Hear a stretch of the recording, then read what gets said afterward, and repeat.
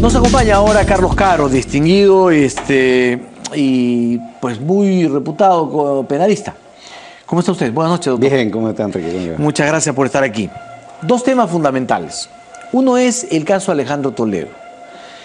Él está dando entrevistas, de hecho hoy se difunden varias entrevistas que ya han ido soltando cosas. Él pues se declara un perseguido del fujimorismo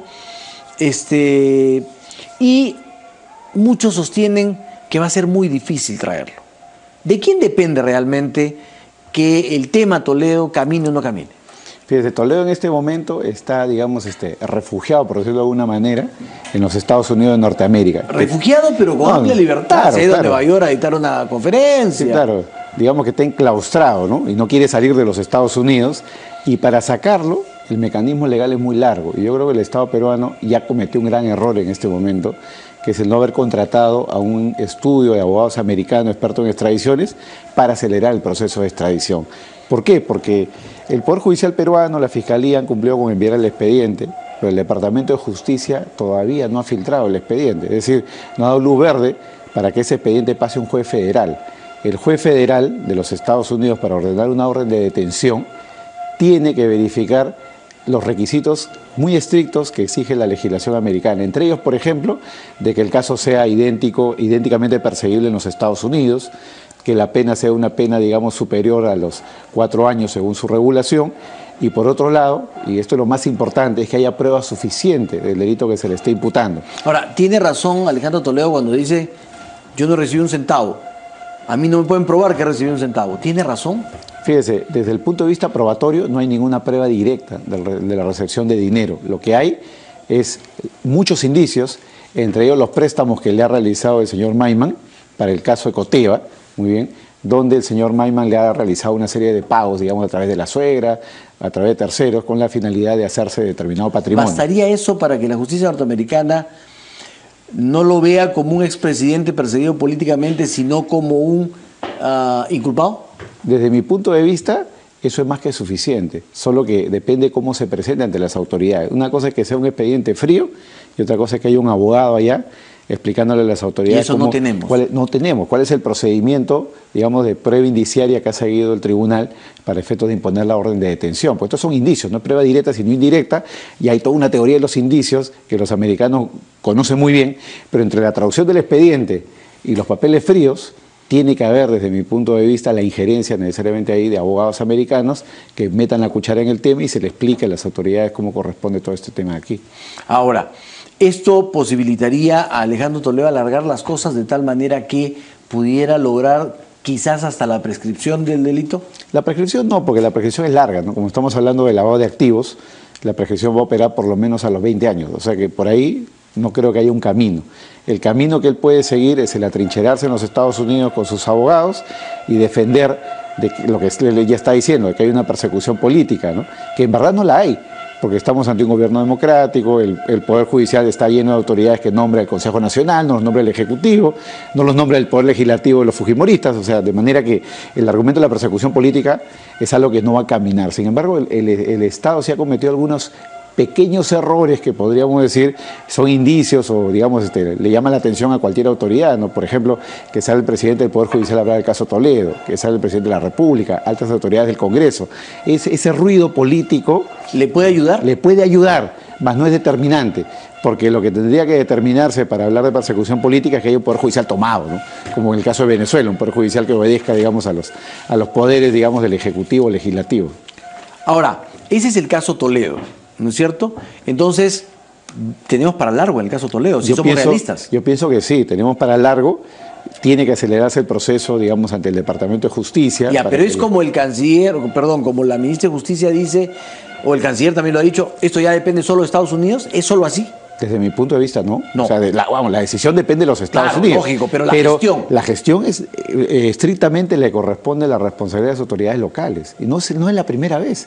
Cuando se ha extraditado a otras personas en caso de narcotráfico, o se ha extraditado a otras personas en caso de corrupción, el caso del BCCI, por ejemplo, muy bien, y el BCR, en ese tipo de casos, el Estado peruano contrató abogados americanos con la finalidad de acelerar la extradición. El caso de Fujimori igual, se contrató el estudio Echeverry de Chile con la finalidad de acelerar su extradición. extradición. Yo no entiendo por qué hasta el día de hoy el gobierno peruano no ha tomado esa decisión, sabiendo, digamos, y viendo todas estas experiencias previas, donde es necesario pues, explicarle a las autoridades extranjeras, hacer un lobby en sentido judicial, en el sentido correcto de la palabra, para que se aceleren estos procesos.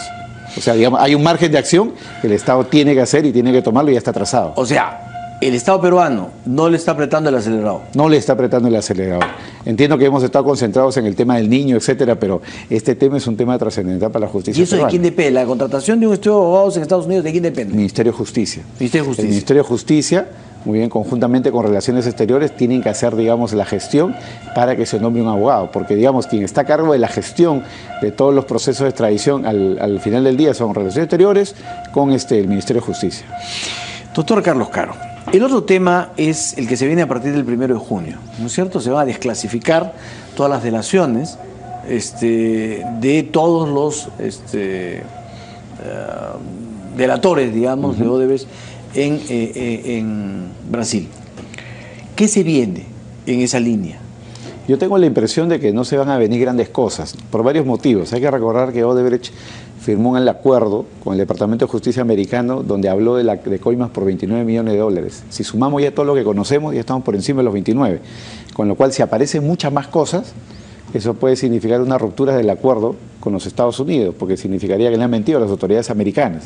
Entonces, por ese lado, digamos, numérico, podría uno pensar de que lo que se ha dicho es lo que ya está sobre la mesa y no habría muchas más cosas que puedan llegar. O sea, si uno suma los 20 de Toledo más lo de la línea 2, Transportes y Comunicaciones, más lo último que se ha conocido del señor Acurio, ya estamos en verdad entre 29 y mucho más. Entonces, no es posible de que Odebrecht haya firmado un acuerdo y ahora empiecen a salir nuevas cosas, porque eso pondría en riesgo, digamos, el acuerdo con la justicia americana. Yo creo que este es un tema que tiene que estar perfectamente estudiado por los abogados americanos, brasileros, de la empresa, para que haya una coincidencia frente a la información que se entrega acá en Perú, ¿no? Entonces yo creo que el panorama va a ser más o menos el que ya se conoce. En definitiva, pueden aparecer nuevas pruebas, pueden aparecer nuevos testimonios, testigos directos, indirectos, y eso es algo que seguramente va a abonar mucho a los casos que ya tienen curso la Fiscalía. Pero numéricamente no debiera aparecer nada más. Porque se habla de 1 millón de datos, se habla de una cantidad enorme de información que saldría destapada. Claro, yo creo que los temas que están todavía por construirse y donde han habido solo testimonios, mandó documentos, son los temas relativos a las financiaciones de campaña, ¿no? Por ejemplo, en el tema del señor Pero que no constituye delito. Depende cómo lo veamos, ¿no? O sea, la sola entrega de plata para campaña no es delito, pero si yo recibo plata para un partido y me la quedo yo, eso sí es un delito. Si me la quedo yo y no pago impuestos, también es un delito. Y si me la quedo yo, no pago impuestos y luego uso terceros para lavar la plata, eso es lavado de dinero. Entonces, depende cuál es el enfoque que vaya a tener la Fiscalía, ¿no?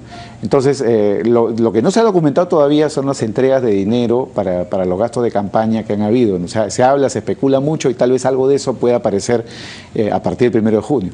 Y el otro tema es el que plantea hoy día la República en el diario, donde dice: fiscales no procesarían a Odebrecht a cambio de información.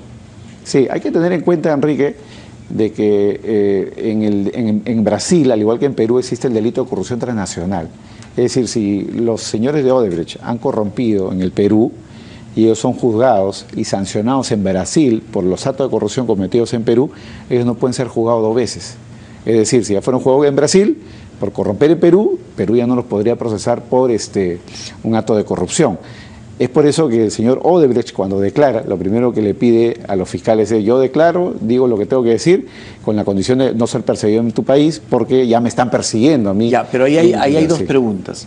¿Está bien plantear esa condición? 1. Y 2, ¿está bien aceptar esa condición de parte de los fiscales? A ver, si estamos hablando estrictamente del delito de corrupción transnacional, yo creo que es correcto. ¿Es correcto qué? ¿Pedir esa condición? Pedir, claro, porque no se puede perseguir 2 veces lo mismo. Si estamos hablando luego también de lavado de activos, en el marco de la misma operación, cometido desde Brasil hacia Perú, en ese caso también estamos hablando de lo mismo. Por lo tanto, es correcto que no pueda haber doble persecución y doble sanción por lo mismo. Eso lo prohíbe la Constitución, lo prohíbe el Código Procesal Penal. Pero ¿qué pasaría, por ejemplo, si luego se descubren otros delitos, ¿no? Por ejemplo, delitos de falsedad, delitos de compra de otros funcionarios que no han sido, digamos, materia de una delación? Ese tipo de temas no quedarían cubiertos, porque los acuerdos que puedan haber... ¿Se le podría juzgar por eso? Se le podría juzgar por eso, en teoría, ¿no? Ahora, los fiscales también piensan y dicen, oiga, para perseguir a alguien no solamente debo tener pruebas, sino tengo que tener capacidad de traerlo, porque ¿de qué me sirve construir un caso, imponer una sanción simbólica si es que son personas que van a cumplir penas largas en Brasil, ya no los voy a poder traer? Entonces, los fiscales también piensan, digamos, si se quiere ver así, muy eficientistamente, ¿no? O sea, tengo que construir un caso y tengo que poder lograr eficacia en la persecución. Y la segunda parte, o la otra pregunta, ¿está bien que los fiscales acepten esa condición de Marcelo Obes? ¿Estuvo bien si es que lo aceptaron? Claro, desde mi punto de vista, si está cerrado ese marco, digamos, de evitar la doble persecución en Brasil y en Perú, es correcto. Digamos, es algo aceptable desde el punto de vista legal, procesal y estratégicamente te vale, porque lo otro es que yo le diga al señor Obes, no te garantizo nada, y no me entrega la información que me puede servir para construir mis casos. Entonces, dentro del marco legal hay la posibilidad de llegar a un acuerdo así, pero muy limitado, muy estricto a lo que es la evitación de la doble sanción o doble persecución en Brasil y en Perú por lo mismo. Ese tendría que ser el punto de partida. De lo contrario, un acuerdo de la Fiscalía de no procesarlos a cambio de información también está bien. Eso es algo que, digamos, forma parte de las facultades o potestades de la Fiscalía, porque la Fiscalía puede procesarlos, puede perseguirlos, pero si al final del día, como decía, ya hay una persecución en Brasil por lo mismo, el caso no va a prosperar en Perú. Entonces la Fiscalía puede decir, dame la información y yo a cambio, si es que estamos hablando de lo mismo, me comprometo a no perseguirte. Sí, pero muchos han criticado a la Fiscalía porque hasta ahora no se conoce mucho de los acuerdos que ha hecho en varios sentidos. Sí, en estricto, la Fiscalía no tiene un deber de revelación, ¿no? O sea, la Fiscalía tiene un caso de construcción. Evidentemente, si algún día se conocen los acuerdos y se llega a la conclusión de que son acuerdos lesivos, ilegales, habrá responsabilidad para los fiscales que hayan adoptado esos acuerdos. Pero en el marco de sus facultades hoy en día, ellos tienen toda la potestad de mantener los acuerdos en reserva y administrarlos estratégicamente para dar los golpes que tengan que dar. Doctor Carlos Carro, siempre reconocidos por esta oportunidad que nos da de conocer los detalles legales y penales. Veremos qué hace el gobierno con relación a lo de Toledo y escucharemos ampliamente qué dice Toledo el día de hoy. Muchísimas gracias. Muchas gracias, Enrique. Muy amable. Amigos, con ustedes hasta el próximo domingo a las 7 de la noche en vivo, aquí en Canal N.